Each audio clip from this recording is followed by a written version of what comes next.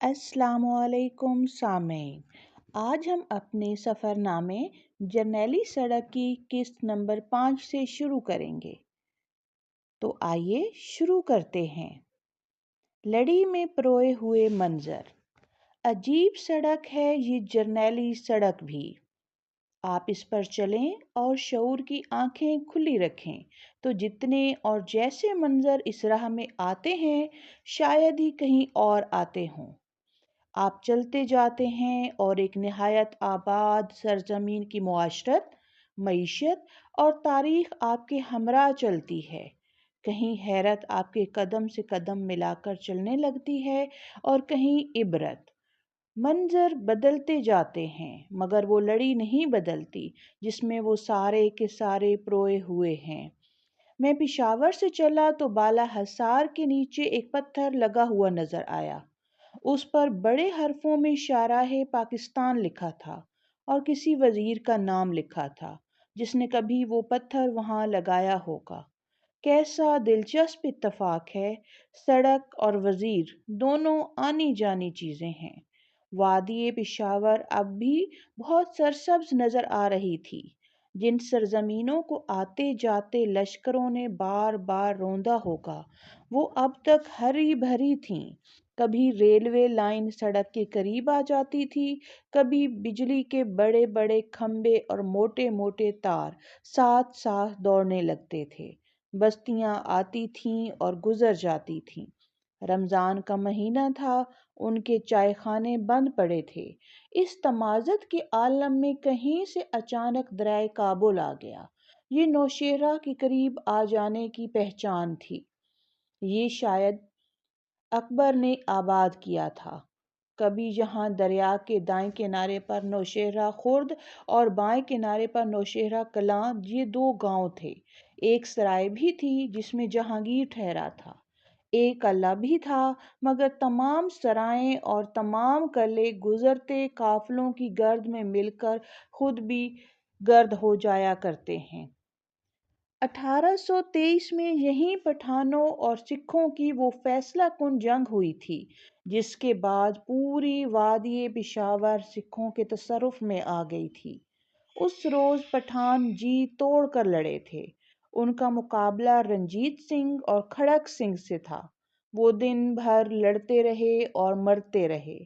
وہ قریبی ٹیلوں پر جمع ہوتے تھے اور یلغار کرتے ہوئے اترتے تھے۔ سپہر کو سکھوں کی ہمت جواب دینے لگی۔ اس پر رنجیت سنگھ نے خود پرچم اٹھایا اور فوج کی قیادت سنبھال لی۔ آخری معرکہ مغرب کے وقت ہوا۔ اس وقت لڑنے کے لیے صرف 200 یوسف زئی بچے تھے۔ کچھ دیر بعد وہ بھی نہ بچے۔ قریبی ٹیلوں پر آج بھی دور دور تک قبریں نظر آتی ہیں۔ اب ہم دریا دریا چل رہے تھے۔ جہاں تک نگاہ جاتی تھی وہاں تک زمین تھی، اس کے آگے بھی زمین تھی اور انہی زمینوں میں وہ چھوٹا سا گاؤں لاہور آج بھی آباد تھا جس میں سنسکرت قواعد کا سب سے بڑا عالم پانینی پیدا ہوا تھا۔ کچھ اور آگے ایک اور گاؤں ہنڈ تھا۔ اس مشینی دور میں یہ جاننے کی فرصت کسے ہے کہ یہی ہنڈ کبھی گندھارا کا پایہ تخت تھا۔ یہیں آ کر سکندر نے سندھ پار کیا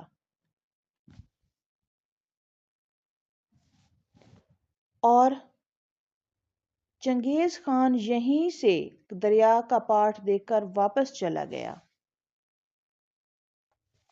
یہیں محمود غزنوی نے پنجاب کے راجہ جے پال کو شکست دی تھی۔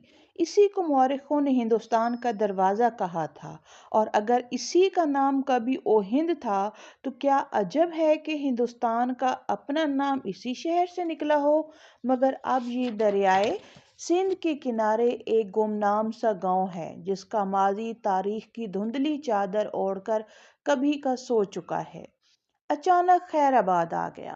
سامنے دریائے سندھ شاہانہ انداز میں بہا چلا جا رہا تھا جس کے دوسرے کنارے پر عظیم الشان قلعہ اٹک تھا، اکبر اعظم کا اٹک۔ बनारस 4 सदियों का ऐनी शाहिद, कितने ही जमानों का चश्मदीद गवाह। अटक के किले में अब फौज रहती है, इसलिए आम लोगों को अंदर जाने की इजाजत नहीं। बहुत सोचता हूँ कि अंदर से ये किला कैसा होगा। ये बात खुदा के बाद शायद फौजियों और सियासी कैदियों को मालूम होगी। अव्वलुल ज़िक्र से दुआ करता हूँ कि किले को अंदर से देखूं, मगर आखिरुल ज़िक्र का हाल सुनता हूँ तो वो अपनी दुआ वापस ले लेता हूँ। यहाँ हमारी गाड़ी ने नए पुल के रास्ते दरिया पार किया। अंग्रेजों का बनाया हुआ लोहे का पुल सामने नजर आता रहा। कभी सारा ट्रैफिक उस मजबूत पुल के ऊपर चला करता था और यूं महसूस होता था कि गाड़ी लोहे के जंगल से गुजर रही है। लोग कहा करते थे कि अंग्रेज चलते वक्त बता गए थे कि उनके तमाम पुलों की उम्र पूरे 100 बरस होगी, इसके बाद नए पुल बनाना। जिस रोज मैं अटक पहुंचा, ये पुल 102 साल पुराना हो चुका था। मोटर गाड़ियां नए पुल पर चलती हैं, रेलगाड़ियां अब भी दुआएं दम करके उसी बूढ़े पुल पर से गुजारी जाती हैं। कहते हैं कि अटक का ये नाम अकबर बादशाह ने रखा था। नाम रखने का उसे बड़ा शौक था। किसी जगह का खूबसूरत मंजर देखकर उसके मुंह से बेसाख्ता वाह निकली, उस मकाम का नाम वाह रख दिया गया। फिर चलते चलते उसका काफिला दरियाए सिंध के किनारे पहुंचकर अटक गया। वो जगह अटक कहलाई। फिर काफिला खैर से पार उतर गया, वो मकाम खैराबाद कहलाया। उसकी एक कहानी और भी है। अकबर ने अपने पेशरो शेर शाह से बहुत कुछ सीखा था। बहुत से काम जो अकबर ने किए उनकी बुनियाद शेर शाह ने रखी थी। शेर शाह की मुमलिकत बिहार से पंजाब तक फैल गई थी। उसके एक सिरे पर बिहार में किले रोहतास था, उसके दूसरे सिरे पर पंजाब में गखड़ों की सरजमीन पर शेर शाह ने दूसरा किला बनवाया तो उसका नाम भी रहतास रखा। बिल्कुल इसी तरह अकबर की मुमलिकत के एक किनारे पर कटक था, दूसरे किनारे का नाम उसने अटक रखा। यहाँ कश्तियां चलाने और दरिया पार कराने के लिए अकबर बनारस से मलाह लाया और इस ख्याल से कि वो इसी जगह को वतन समझें, इस छोटे से शहर को अटक बनारस का नाम दे दिया गया। मलाहों की गुजर बसर के लिए जागीर और रहने के लिए शहर में एक मोहल्ला दिया गया जो मलाही टोला कहलाता है और जहां पुराने मलाहों की आल औलाद अब तक आबाद है। इसके पास जहांगीर के ज़माने की सराय है, बहुत बड़ा अहाता है जिसके गिर्द मुसाफरों के लिए सैकड़ों कमरे हैं। इसके बाद कलकत्ते तक इतनी अच्छी हालत में कोई सराय नज़र नहीं आती। खुद किले का किस्सा ये है कि मुगलों से इसे काबुल वालों ने छीना, काबुल वालों से इसे सिखों ने छीना, अंग्रेजों ने सिखों से छीना, सिखों ने दोबारा अंग्रेजों से छीना, अंग्रेजों ने दोबारा सिखों से छीना। इस छीना झपटी के बावजूद ये किला आज तक खड़ा है और जो इससे भी ज्यादा मुस्तैदी से खड़ा है वो दरिया पार पंजाब के इलाके में दाखिल होने वाली गाड़ियों की तलाशी लेने वाला कस्टम और एक्साइज का अमला है। हमें याद है किसी जमाने में जब हम ही जैसे छोटे लोग लंडी कोतल से गैर मुल्की कपड़ा, ब्लेड, साबुन और सिगरेटें लेकर लौटते थे तो इसी जगह तलाशी में पकड़े जाते थे। इस जमाने में बड़े लोग इलाहाबाद जाने क्या क्या लेकर लौटते हैं और इस जगह से साफ निकल जाते हैं। जेबें आज भी छोटे ही लोगों की टटोली जाती हैं। मई के आखिरी हफ्ते की भरी दोपहर में हमारी गाड़ी रोककर उसकी तलाशी ली गई। मेरे बराबर में एक तनोमंद खान साहब बैठे थे जो कुछ देर पहले छुप कर पानी पीने वाले एक मुसाफिर और सिगरेट सुलगाने वाले कंडक्टर को सिर्फ इसलिए कच्चा नहीं चबा सके कि उनका रोजा टूट जाता। इस पहली तलाशी पर उन्होंने पहलू बदले और जैसे भी बन पड़ा अपने गजब पर काबू पाया कि यही रोजेदार की शान है। कुछ दूर चलकर हसन अब्दाल में चूने की भट्टियों के पास गाड़ी रोककर दोबारा तलाशी ली गई। इस मर्तबा खान साहब के सीने में खौलता हुआ लावा होंठों तक आया और थोड़ा सा उबल कर रह गया। लेकिन कयामत उस वक्त टूटी जब टेक्सला से आगे मरगला के पास शामत के मारे आबकारी वालों ने तीसरी तलाशी शुरू कर दी। ایک باوردی شخص گاڑی میں اندر تک جا کر اور کچھ برقع پوش خواتین کے سامان کی تلاشی لے کر لوٹ رہا تھا کہ جو ہی خان صاحب کے قریب سے گزرا وہ پھٹ پڑے۔ اس قدم قدم پر تلاشی کا کیا مطلب ہے؟ اور پھر سور کا عربی ترجمہ کرتے ہوئے بولے، فلاں کے بچے، مستورات سے تو نے کتنا پیسہ کھایا ہے؟ اس روز کسی باوردی شخص کو جو جیسے گھگیاتا ہوا میں نے دیکھا، دوست یا دشمن خدا کسی کو بھی نہ دکھائے۔ سنا ہے کہ چوتھی تلاشی مرگلہ کے پاس تنگجانی کے پاس ہونے والی تھی۔ غالباً تلاشی لینے والوں کو وائرلیس پر خبردار کر دیا گیا کہ ہوشیار، عید قریب ہے، کہیں تمہاری بیویاں بیوائیں نہ ہو جائیں۔ راستے میں حسن ابدال کا پڑاؤ تھا۔ کبھی یہ شہر اتنا دلکش رہا ہوگا کہ مغل مورخ لکھتے ہیں کہ لاہور سے کابل جانے والی شاہراہ پر یہ حسین ترین منزل ہے، مگر آج کے حسن ابدال میں جھرنوں کے شور اور چڑیوں کی چہکار سے زیادہ جو چیز گونجتی ہے وہ سڑک کے دونوں طرف ہوٹلوں کے لاؤڈ سپیکر ہیں، جن پر دن رات فلمی گانے بجا کرتے ہیں۔ ہوٹلوں کے مالکوں کا خیال ہے کہ جس کے لاؤڈ سپیکر کی آواز زیادہ اونچی ہوگی اس کے گاہک بھی زیادہ آئیں گے۔ اس روز رمضان کی وجہ سے گانا بجانا بند تھا، شیطان کی طرح۔ اس میں شک نہیں کہ حسن ابدال رونق کی اور عبرت کی جا ہے۔ دونوں طرف انگریزوں کے زمانے کے اونچے اونچے درخت، دور تک سبزہ، نالیوں میں بہتا ہوا چشمے کا شفاف پانی، ادھر ادھر پرانی عمارتیں اور مسجدیں۔ ایک طرف سکھوں کا مشہور گردوارہ پنجہ صاحب، دوسری طرف بابا ولی کندھاری کی چلہ گاہ۔ کشمیر کی طرف مڑ جانے والی سڑک پر کسی مغل بی بی کی قبر۔ کوئی کہتا ہے کہ اکبر کی بیٹی لالا رخ تھی، وہ یہاں عالم شباب میں مر گئی، بعد میں تامس مور نے اپنی ایک نظم میں اسے زندہ کر دیا۔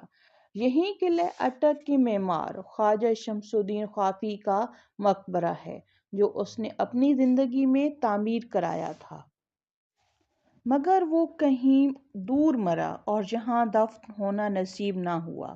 اس کے برعکس اکبر کے چہیتے مصاحب اور محرم راز حکیم حمام نے کہیں دور وفات پائی، لیکن بادشاہ کے حکم پر اس کی میت حسن ابدال لے جا کر اس کے بھائی حکیم ابو الفتح گیلانی کے پہلو میں دفن کی گئی۔ حسن ابدال کے قریب اس مغل باغ کے آثار اب بھی موجود ہیں، جس کے تالاب سے جہانگیر نے مچھلیاں پکڑی تھیں اور ان کی ناک میں موتی پرو کر پھر پانی میں چھوڑ دیا تھا۔ یہیں وہ بڑی سی چٹان ہے جس کے بارے میں سکھوں کا عقیدہ ہے کہ اسے ولی بابا کندھاری نے پہاڑی کے اوپر لڑکا دیا تھا اور نیچے بابا گرو نانک نے چٹان کو اپنے پنجے پر روک لیا تھا۔ چٹان پر نانک کے پنجے کا نشان بن گیا تھا، جو آج تک موجود ہے۔ تاریخ کا حساب کتاب رکھنے والے کہتے ہیں کہ جب گرو نانک پشاور جاتے ہوئے حسن ابدال آئے تھے، بابا ولی کندھاری اس سے بہت پہلے نہ صرف حسن ابدال سے بلکہ اس عالم فانی سے کوچ کر چکے تھے۔ پرانی کتابوں میں لکھا ہے کہ 5 انگلیوں کا یہ نشان حسن ابدال والوں نے تراشا تھا۔ حسن ابدال والوں کی تراشی ہوئی ایک اور داستان بہت دلچسپ ہے۔ 1850 میں امبالہ کے منشی امین چند سفر نامہ لکھنے کی غرض سے سیاحت پر نکلے تھے اور حسن ابدال سے گزرے۔ اپنی کتاب سفر نامے میں منشی صاحب لکھتے ہیں، بلندی پہاڑ پر شاہ ولی کندھاری کا مکان ہے، وہاں پر کوئی مزار نہیں ہے، صرف ان کی نشست گاہ بنی ہوئی ہے۔ جب کوئی وہاں جاتا ہے تو مجاور لوگ سفید سرما بطور تبرک دیتے ہیں۔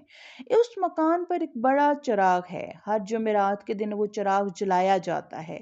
ان مجاوروں کا بیان ہے کہ کیسا ہی میںہ برسے یا آندھی چلے وہ چراغ گل نہیں ہوتا، اگر اتفاقاً ہو جاوے تو اس وقت حاکم یہاں کا بدل جاتا ہے۔ راست دروغ بگردن راوی۔ میں نے قریب کی ایک بستی والوں سے چراغ کی حقیقت پوچھی تو انہوں نے کہا کہ پہاڑی کے اوپر رات بھر ایک چراغ کی روشنی نظر آیا کرتی تھی، لیکن اب وہاں کسی نے ٹیوب لائٹ لگا دی ہے، اب کام پکا ہو گیا۔ حسن ابدال سے آگے بڑھیں تو وہاں چھاؤنی ہے، وہاں مغلوں کے دور کی بہت بڑی باولی ابھی تک اچھی حالت میں موجود ہے۔ کسی زمانے میں لوگ ان کے مویشی اور ہاتھی گھوڑے باولی کی سینکڑوں سیڑھیاں اتر کر سیراب ہوا کرتے تھے۔ اب لوگ یہ مشقت نہیں کرتے بلکہ پمپ کے ذریعے پانی کھینچ لیتے ہیں۔ وہاں سے آگے سرائے کالا ہے، جی ٹی روڈ پر یہ چھوٹا سا قصبہ جہاں کالے پتھر کی کنڈیاں فروخت ہوتی ہیں۔ ان کے باہر کے کناروں پر بیل بوٹے کھود کر ان میں رنگ بھر دیا جاتا ہے اور پھر اوپر تلے چن کر ان ہانڈیوں کے مینار سے کھڑے کر دیے جاتے ہیں۔ یہی سرائے کالا کی پہچان ہے۔ ظاہر ہے کہ کبھی اس جگہ مسافروں کے لیے سرائے رہی ہوگی۔ جہانگیر نے بھی یہاں پڑاؤ ڈالا تھا۔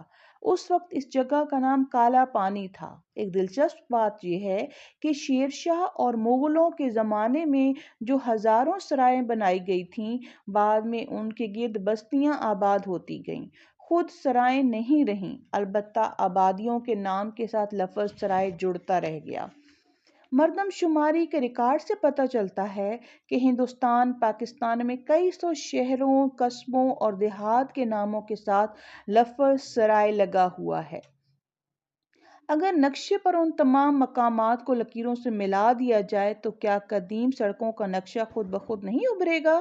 جہاں یہ سرائے کالا ہے، وہاں سے صرف چند کلومیٹر دور ٹیکسلا کے کھنڈر ہیں۔ وہی ٹیکسلا جو ہندوستان کے تاج میں ایسے نگینے کی طرح جڑا تھا جس سے پھوٹ کر گیان و دھیان کی کرنیں ایک عالم کو منور کیا کرتی تھیں، وہ شہر اب یہیں آنکھیں موندے سو رہا ہے۔ سرائے کالا سے 4 میل آگے مرگلا کی پہاڑی دیوار بن کر کھڑی ہے۔ پہاڑی میں ایک کٹاؤ ہے، لیکن اس دن میں یہ سوچنے لگا کہ اس 25-30 ہاتھ چوڑے پہاڑی شگاف کے راستے ہزاروں برسوں کے دوران انگنت قبیلے، قافلے اور لاؤ لشکر گزرے ہوں گے۔ چین، افغانستان، وسط ایشیا، ایران اور ایشیائے کوچک سے چاہے ایک تنہا مسافر آیا ہو، چاہے ایک لشکر جرار، وہ سب مرگلا کس کٹاؤ پر چڑھے ہوں گے اور اوپر پہنچ کر انہوں نے دوسری طرف کا نظارہ کیا ہوگا تو تا حد نگاہ ہندوستان ہی ہندوستان دکھائی دیا ہوگا۔ مرگلا کا یہ تاریخی کٹاؤ اب بھی موجود ہے۔ جسے دیکھنا ہو فوراً جا کر دیکھ لے، کیونکہ پہاڑی پتھر کاٹ کاٹ کر فروخت کرنے والے بیوپاریوں کی جدید مشینیں اس پہاڑی پر اس طرح ٹوٹی پڑ رہی ہیں جیسے کند کی ڈلی پر بھوکی چیونٹیاں۔ بعد میں جب انگریزوں نے گرینڈ ٹرنک روڈ کی تعمیر شروع کی تو انجینئروں نے اس کی کٹاؤ سے ہٹ کر پہاڑی میں گہرا درہ کاٹ دیا۔ اس سے آنا جانا آسان ہو گیا۔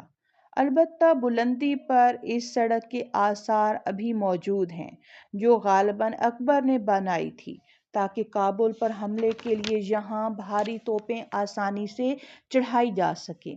اس درے کے اوپر پہاڑی کی چوٹی پر نکلسن کی لاٹ میلوں دور سے نظر آنے لگتی ہے۔ یہ اسی نکلسن کی یادگار ہے جسے سرکش پٹھانوں کے علاقے کا منتظم بنا کر بھیجا گیا تھا، اور کہتے ہیں کہ وہ پٹھانوں میں نہ صرف گھل مل گیا تھا بلکہ ایسی کرامات دکھانے لگا کہ بنو اور کوہاٹ والے اسے گورا پیر ماننے لگے تھے۔ مگر پھر اس کا بلاوا آ گیا۔ 1857 میں جس برطانوی فوج نے دہلی کا محاصرہ توڑا، اس میں نکلسن آگے آگے تھا۔ لاٹ کے نیچے لگی ہوئی تختی پر لکھا ہے کہ اس چڑھائی میں وہ زخمی ہوا اور 8 دن بعد چل بسا۔ اس پرانی تختی کے نیچے اب ایک نئی تختی لگی ہے جس پر لکھا ہے نکلسن کو 1857 میں دہلی میں مجاہد آزادی کالے خان نے مارا تھا۔ کس سے خبر تھی کہ گورا پیر کالے خان کے ہاتھوں مارا جائے گا؟ جن دنوں میں راولپنڈی پہنچا، شہر کی ایک بڑی شخصیت ڈاکٹر اجمل کے گھرانے کے خوبرو اور ہونہار نوجوان کے قتل کی خبر گرم تھی۔ ڈاکوؤں نے گجر خان کے قریب جی ٹی روڈ پر اس کی کار کو روک کر اسے نہ صرف لوٹا بلکہ نوجوان کو قتل بھی کر گئے۔ ڈاکو فرار ہونے میں کامیاب ہو گئے۔ قانون انہیں ان کے انجام کو پہنچانے میں کامیاب نہ ہو سکا۔ दोनों वक्त मिल रहे थे। मैं मरी रोड पर कंपनी बाग के सामने डॉक्टर अजमल की गली में पहुंचा। ये गली मैंने चौथाई सदी पहले भी देखी थी। वही टीन के चादरों का बड़ा सा गेट, वही ईंट के फर्श वाला दालान, और उसके गिर्द मतलब के वही कमरे, मगर अब ना डॉक्टर साहब थे, ना मरीजों का वो मजमा, और ना आने जाने वालों की वो रौनक। पूरे शहर की तरह ये गली भी बदल गई थी। अगर कोई नहीं बदला था तो वो थे गली में खेलने वाले छोटे छोटे बच्चे, जो तमाम आलम से बेखबर, तमाम ज़माने से बेनियाज, आज भी हाथों में हाथ दिए अपने खेल में मगन थे।